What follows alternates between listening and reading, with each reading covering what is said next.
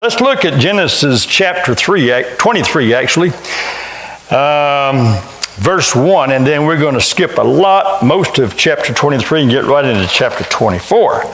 We're going to continue where we left off last week. Remember, we were looking at Hagar and Ishmael, and what does his name mean? God hears. That's right, class. Y'all did good. Everybody gets A. God hears. Now we got Sarah's open age. All this story has passed by. And look at verse 1, chapter 23. Now Sarah lived 127 years. These were the years of the life of Sarah. Sarah died in Kiriath Arba, that is Hebron, in the land of Canaan. And Abraham went in to mourn for Sarah and to weep for her. Skip down to verse 19, if you will. After this, Abraham buried Sarah, his wife, in the cave of the field at Machpelah, facing Mamre, that is Hebron. Now, we've seen three different names for Hebron. We saw Kiriath Arba in verse 2. Now, Machpelah facing Mamre, that is Hebron, in the land of Canaan. So the field and the cave that is in it were deeded over to Abraham for a burial site by the sons of Heth. Now verse 1 of chapter 24. Abraham was old, advanced in age, and the Lord had blessed Abraham in every way. I don't guess I'm old yet, because right here, best I can tell, he was 137. He was old. So if you're not 137, I don't guess you're old yet. So even though somebody close to me is the oldest person in the church right now, I guess that person's just about halfway there now. All right, so be an age. And I hope I can live to be a ripe old age. Right now I'm blessed to be as old as I am, I guess. So Abraham's 137. Now, how old is his son Isaac right here in this scripture? Remember, Isaac was born when Abraham was 100 years old. So if he's 137, one of you young people on this side, raise your hand. How old was he? 37. Did he get it right? All right, 37. I couldn't hear. All right. I had trouble hearing the music earlier. I don't think Joshua had his guitar turned on this morning. I think he was without his microphone. So as you know, I got off beat there. Anyway, in this story, so at this point right here, this is important now. For me, it was important. It's important information. Isaac's 37. Abraham's how old? 137. That's pretty old. Okay? And look what happens. In verse 2, Abraham said to his servant, the oldest in his household, who had charge of all that he owned. Now that was interesting to me right there. Why hadn't Isaac in charge of all that his daddy owned? He's supposed to be one receiving it. He's not there yet. He's 37. Anybody in here 37? Derek's close to 37. He's somewhere in there anyway. He saw 37 a year or two ago. All right? Maybe who? Courtney? 37? All right, there we go. I thought she was younger than that. She still looks young. She still looks like she's in her late 20s probably, okay? And I really mean that. I'm not just saying that because you're my daughter-in-law, all right? So here we are. Here's Abraham, 137. Here's Isaac, still growing up, I guess. Abraham said to his servant, the oldest of his household, and I have no idea how old this man was, who had charge of all that he owned, he said something very unusual. Place your hand under my thigh, and I will make you swear by the Lord, the God of heaven, the God of earth, that you shall do something for me. But that was the way in those days. If you were going to make a commitment to somebody, well, if you really meant that you were going to do it, then I guess when they were sitting down, you slid your hand under their thigh, and then you said, I'll do it. No, nowadays we shake on it, right? I think I prefer shaking on it. Anybody else? I don't want to stick my hand under another thigh, especially a man. I don't want to do all that, all right?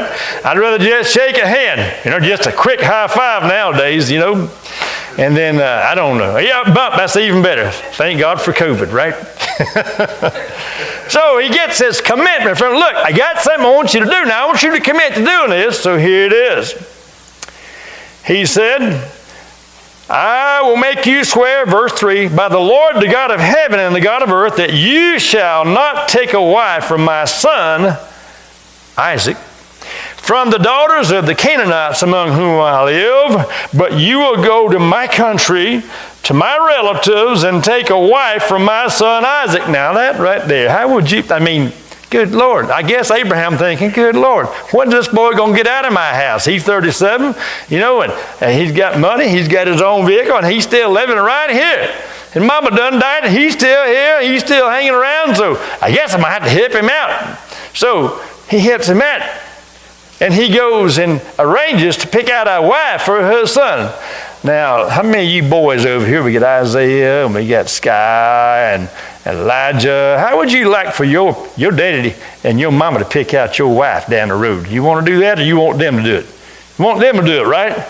You do? All right, we witnesses. I'm joking. Isaiah shaking his head. No, sir. No, sir. How about you girls over here? How many of y'all, and any of you single ladies in here, how many of y'all, we got a couple single ladies here. How many of y'all would like for your parents to pick out, your daddy to pick out your next husband? Anybody? Anybody? Joshua would? Thank you. All right, he let me in. All right. Elizabeth. All right. All right. Yeah, might be some wisdom there, but this is what was going on. Whether you agree with it or not, this is just what happened. Look what happens next. The servant said to him, Suppose now I do what you telling me. I go over there where you say go, and this woman don't want to come back with me. And she don't want to come back, but I pick her out. Am I supposed to take Isaac and go where she's at? Abraham said to him, Beware that you do not take my son back there. Heck no, he said. No, you ain't doing that. He said, Look, the Lord, verse 7, the Lord, the God of heaven, who took me from my father's house, from that land of my birth, and who spoke to me and swore to me, saying to your descendants, that included Isaac, listen, to your bunch, I will give this land, not that land, this land. So he went on to say, justifying, look, man, this is the way we're going to do this thing. And he goes on to say something very important, verse 7, we'll get to in a little while. He will send his angel before you, and you will take a wife for my son from there. Now, this is how you do it, see? But if the woman is not willing to follow you, then you will be free from this my oath. Only do not take my son back there. Meaning, that's not the one. If she ain't willing to do it, that's not the right one. He was trying to line himself up with God's plan and what God had already said. And verse 9, so the servant followed through and made the commitment. He placed his hand under the thigh of Abraham, his master, and swore to him concerning this matter. He shook on it, I guess, right?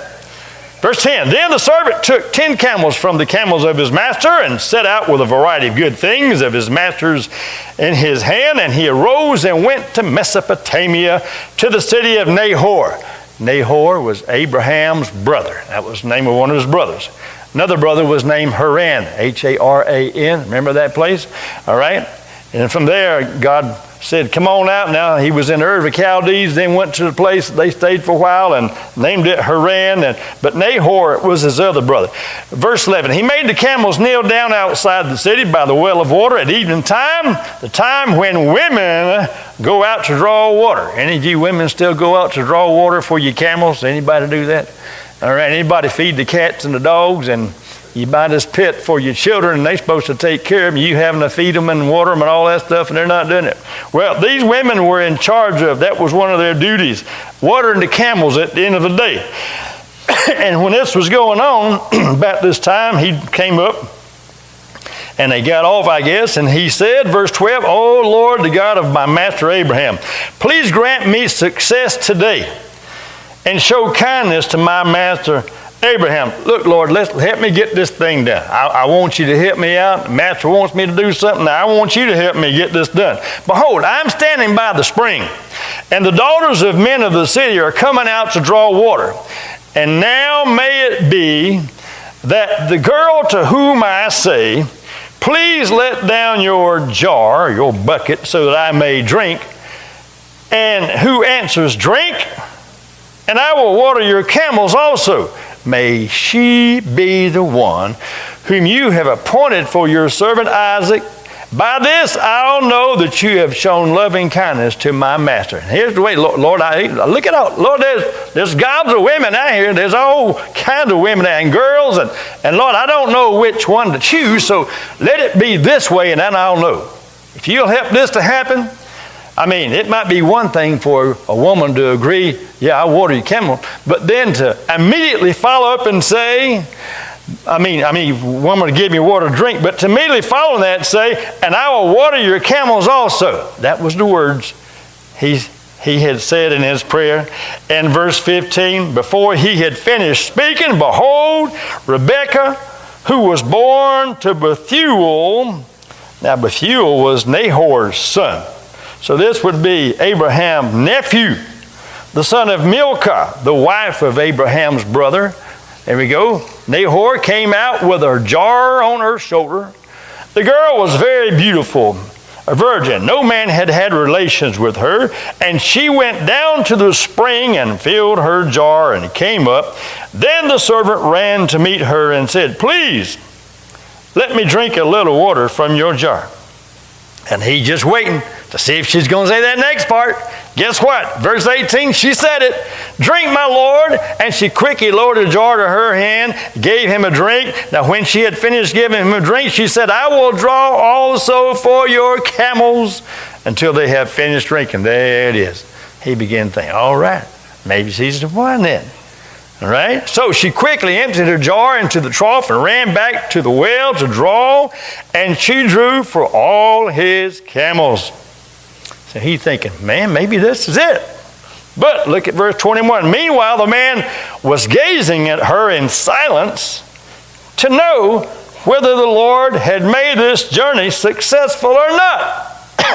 He was kind of questioning. I don't know. Maybe I missed it. Maybe, I said that prayer, but maybe this ain't quite it. I'm going to have to know some more. But for now, look at what he did. Verse 22, when the camels had finished drinking, the man took a gold ring weighing a half a shekel and 2 bracelets for her wrist weighing 10 shekels of gold. Now at this point, he didn't know who she was kin to, didn't know if she was, where she lived, all this stuff. He said, whose daughter are you? Here's a missing piece of the puzzle. If this part fits, this must be maybe something of God sure enough. Whose daughter are you? Please tell me. Is there room for us to lodge in your father's house? She said to him, I am the daughter of Bethuel, the son of Milcah, whom she bore to Nahor. Sure enough. Abraham's kinfolks right there. Again, she said to him, we have plenty of both straw and to feed and room to lodge in. Verse 26, then the man bowed down low and worshiped the Lord. He's feeling, thank you, Lord. You showed me the way. Lord, you are up. This has got God all over it. So here we go.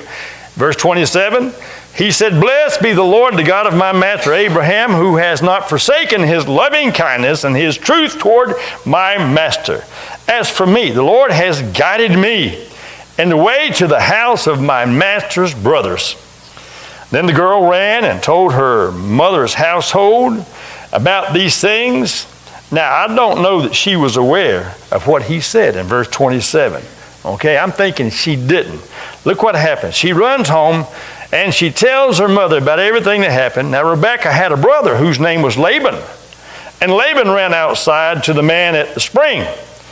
When he saw the ring and the bracelets on his sister's wrist, and when he heard the words of Rebekah, his sister, saying, this is what the man said to me, then he went to the man. So see, he sent her away.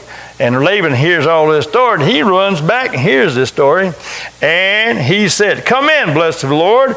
Why do you stand outside, since I have prepared the house and the place for the camels? Now, he could have said, what? Who is this crazy rascal trying to move in on us? He could have went out and tried to drive him away, right? But God's plan, see, God's opening doors. Things are happening because God is orchestrating all this. Verse 32, so the man entered the house. Then Laban unloaded the camels, and he gave straw and feed to the camels, and water to wash his feet and the feet of the men who were with him. And when food was set before him to eat, he said, I will not eat until I have told my business. And he said, speak on. So he said, I am Abraham's servant. And I guess by then they probably began to sit up. Abraham's servant? Hey, that's Daddy's brother we're talking about here. He said, the Lord has greatly blessed my master so that he has become rich. When he said that, I know Rebecca had to perk up. Rich, all right, maybe, okay, you know. Not a doctor, not a lawyer, but rich. I like that part. Okay? And he has given him flocks and herds and silver and gold and servants and maids and camels and donkeys. And poor baby, the whole family is probably getting excited. Maybe we can get some benefits of all this. Well-to-do person here and his kinfolks. Now Sarah, my master's wife, bore a son to my master in her old age and has given him all that he has. Verse 37, my master made me swear, saying, you shall not take a wife for my son from the daughters of the Canaanites, in whose land I live. But you shall go to my father's house, to my relatives, and take a wife for my son. I said to my master, suppose the woman does not follow me. Now he's now talking, the reason I'm here to get a wife. And he starts going on with the story more. Verse 40, he said to me, the Lord before whom I have walked will send his angel with you to make your journey successful, and you will take a wife for my son from my relatives, from my father's house. Then you will be free from my oath. When you come to my relatives, if they do not give her to you, you shall be free from my oath. So I came today to the spring, and I said, O Lord, the God of my master Abraham, if now you will make my journey on which I go successful. Behold, I'm standing by the spring, and he goes on to tell him everything in his prayer and how everything turned out and how Rebecca just happens to come up, and she's got this jar on her shoulder, and she goes down and fills it up, and he asks her for a drink. You remember the story? And he said, in the prayer now, if she says yes, let me water your camels also, then boom, maybe that's the one. And he rehearses all this story, and see, they now know how this thing looks like God may be in this thing. And so he reviews all that. And in verse 18 he says, and I bowed low and worshiped, verse 48, and I bowed low and worshiped the Lord and blessed the Lord, the God of my master's Abraham, who had guided me in the right way to take the daughter of my master's kinsman for his son. And he said, this is the one right here. It's Rebecca. So now, if you're going to deal kindly and truly with me, with my master, tell me, and if not, let me know that I may turn to the right hand or left. Now, right there, the girl wasn't getting a choice. It was up to the daddy, right? And I guess the brother and the mama, he didn't ask her. He said, look, the Lord basically said, this is the one. Didn't ask her. You going to go? All right. Asking them. Then Laban and Bethuel replied, verse 50, the matter comes from the Lord. So we cannot speak to you good or bad or good. So they recognize this is a God thing. How are we going to go against God? This is a God thing for all this to happen. He says, here's Rebecca before you. Take her and go. Still, she hadn't been given a chance. How would you girls like that? Your daddy picks you out somebody, the stranger comes along, and I guess if he's got plenty of money, you might be ready to go, right? I don't know. But anyway, they didn't give her a chance. All right? Here she is, take her and go. When Abraham's servant heard the words, he bowed himself to the ground before the Lord. He didn't worship again. Oh man, this is God thing. He then confirmed it. Verse 53, then the servant brought out articles of silver and articles of gold and garments and gave them to Rebekah. He also gave precious things to her brother and to her mother. Oh, talk about wine and dining. They were gifting and giving. Verse 54, then he and the men who were with him ate and drank and spent the night. When they rose in the morning, they said, send me away to my master. But her brother and her mother said, let the girl stay with us a few more days. Say 10 days after that she may go. But the servant said, then do not delay me, since the Lord has prospered my way. Now God done put the approval on this thing. Now you going to hold us up? Send me away that I may go to my master. And they said, we will call the girl and consult her wishes. Then what do you think she said? Verse 58, they called Rebekah and said to her, will you go with this man? And she didn't say, I do, but she said, I will, right? Then they sent away their sister Rebekah and her nurse with Abraham's servant and his men. They blessed Rebekah and said to her, may you, our sister, become thousands of 10,000s. May your descendants possess the gate of those who hate them. Then Rebekah arose with her maids, and they mounted the camels and followed the man. And so the servant took Rebekah and departed. All right. And I can let you finish reading all that, but they lived happily ever after. End of story. Okay? Now, I won't read any more. I will point out a few things. Title of this message is going to be brief here. A servant's call. First of all, we saw the master who gave the call to the servant, the task for him to do, and our master is God. This is a good picture of how God calls us, and then how he works in our lives to help us be able to achieve the thing he's called us to.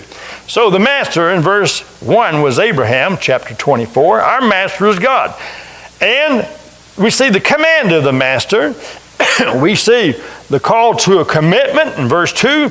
And then we see also in verse 3 the clear command to go and get a wife for his son. And he even tells him where, and tells him not where. All right? And then the second thing, the servant gives a response. You and I have a chance to give a response to God. He puts things on our hearts. He puts things before us to do. And we have to either commit, not commit, or choose to do or not to do. And this servant, in his response, he kind of wants some clarification, and he asks a few questions and wanting clarification. In verse 6, he said, well, before verse 6, let me turn back and make sure I don't get ahead of myself. In verse 5, he says, now look, what if this is what you tell me to do. Now, what if it don't work out this way, and what if this happens? And shall I go and carry Isaac to where she is? And then he says in verse 6, no, we're not doing it that way. God said it's this way. And the response was, by this master, he was staying in line with what God had already told him in his word. I looked back, and in chapter 12, God told him, to your descendants, I'm going to give this land. Verse 13, chapter 13, he said it again. Chapter 15, he said it again. Chapter 17, he said it again. Chapter 18, God said it again. Chapter 21, God said it again. Through Isaac, you're going to have many descendants. Through Isaac, there's going to be a nation that's going to follow in this land. So he said, no, not that land, this land. What was he doing? He was lining up with the Word of God, with what the commandment was. And as you and I move forward in the things God calls us to, He will always lead us. It'll line up with His Word. And the servant made the commitment after he learned and was clear on the call, and that's what you and I should do. We should be just like this servant. We should shake on it with God. We should just agree and commit to it. And then there's a very important part here that this master told this servant. In verse 7, he said, He will send His angel before you and grant you success. When God calls us to do things, He don't expect us to do it all alone. He will help us with every turn. Remember the prayer he prayed at the spring about watering, asking for water, and what the response is going to be? Who do you think orchestrated all that? God made her do that. God causing her thinking in her mind all this to come about, and she agreed to it. How do you think all that household agreed to everything? It was God working inside their lives. And Rebekah, her response, that was God working. That was His choice, and He made it happen. So, God will make things happen that He's placing before you. This thing didn't happen all at one time. It was a gradual process, and God, when He puts you on a call and puts stuff before you, it's going to happen probably gradual. So we see the progress of the call. One thing that I noticed is, and when he left, it said he had 10 camels with him. He had 10 camels because he had other men going with him. We just saw that in the story. He and his men had to have lodging. He and his men left the next day and wanted ready for her to go with them. So God's call for you may include others. It may include others. God will put other people there in your life to help you bring this thing to pass. And the servant was very wise in that he prayed and asked for God's help and guidance and said, Lord, let this happen. So along the way, along the call, don't forget to pray. You pray for God to make things clear to you. And I don't say, you got to be very careful praying like this man did. You know, that's like, Lord, if this is it, let this happen. You know, it worked out in this situation. I'll just say, be very careful when you do that.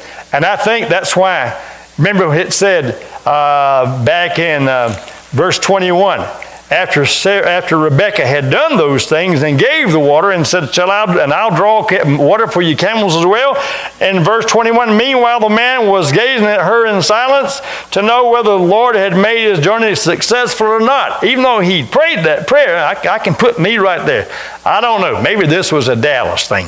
You know, I don't doubt God, but I doubt me because I know how I am. And so I think that's basically what he was doing. So be careful how you pray, but keep looking for clarification from God, and he gradually will keep clarifying and confirming what he's called you to do. We saw that happen with the response of the family, with the response of the mother, and with the response of Rebekah. He makes it happen. It's a gradual thing. There's doubt along the way, you can get confirmation, clarification, information from God. And then we see finally the decision. It occurred, and in verse 58, we saw they called Rebekah and said, will you go with this man? And she said, I will go. God had already put it on her heart, something that she wanted to do, and I knew this was God's will. That's the way I feel about all that, and I think in our lives we'll just know, and you know, when God's calling us, we just know this is a God thing. How can I say no? All right, I don't know where you are in your walk with the Lord, but I hope some of this you found of help to you in this story. Now, in a couple of weeks, I'm going to tie all this together. My plans are for the Christmas story is to tie Jesus in with Abraham and show you how it all took place in the genealogy and how we are included as part of the adopted ones in Abraham's family. Would you like to learn all that? It's interesting, and it'll help you understand a lot of the reason why God put these stories in the Old Testament. It all had to do about Jesus. It all points toward Jesus. All right, we'll stand together and have a final prayer, and then we'll sing. And if you've got a commitment you want to make to the Lord, or if you want to come forward and kneel and pray before him and worship him as that servant did, you can feel free to do that. Let's all pray together.